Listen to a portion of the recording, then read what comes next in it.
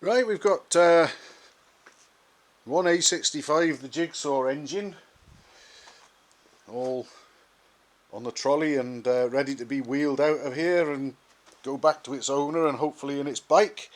And here we've got the engine, or the bottom end components of the engine out of the bike that came here for me to check the carburetor settings and timing settings, and we ended up taking the whole thing to bits. This is the one that's got the or had the massive split across the left hand front of the cylinder barrels, among other things, and it was vibrating badly.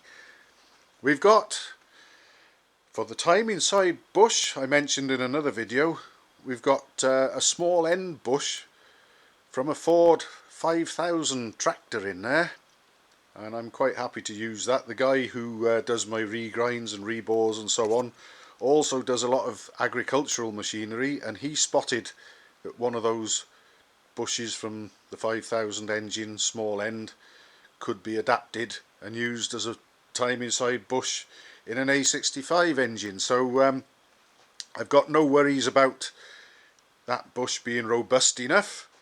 If it can control a piston going up and down in a 4-cylinder tractor engine for periods of up to 5,000 hours and over without any serious overhaul intervals, that'll do for me in this. So it's in there. We've got virtually no play or clearance between the timing side journal and that timing side bush, and I'm very pleased to say, because I was a little bit sort of anxious that perhaps the drive side case wouldn't go on too nicely with the bearing in place if the timing side bush happened to be slightly out of step or on the skew to the line or the angle that it ideally wants to sort of have the crank travelling at. Well, I'm pleased to say that I've got it all put together, and the cases are clamped together as well in 3 positions, and I'm set up to take the end float readings. I've got no shims in at all at the moment. We're reading thousandths of an inch there. So there's 18 thousandths of an inch end float at the moment that I've got to deal with. But the crank is moving nice and freely from side to side, and I can also confirm it spins nice and freely too with the crankcases clamped together. So as you can see there, there's no binding or tightness, and yet there's virtually, as I said, no clearance at all between the timing side journal and the timing side bush. So we're going to have very, very good oil pressure indeed, I would have thought, and a very smooth running engine there.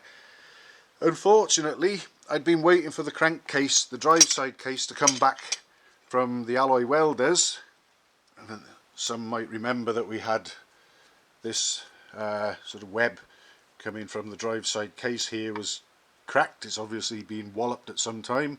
Well, they've done a lovely job of welding that up, and they've even spotted, I was a little bit concerned that they'd welded so close to the camshaft bush, but the camshaft spins freely as well, and they also seem to find a little area up there that needed welding. That's all well and good, I'm very happy with that, but unfortunately they've missed one there.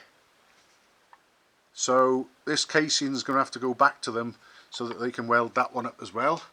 But the fact that I've got the casing back here has meant I've been able to test the fit inside the timing side bush with the main bearing on the drive side in place and everything, and I'm very happy with how it all goes together.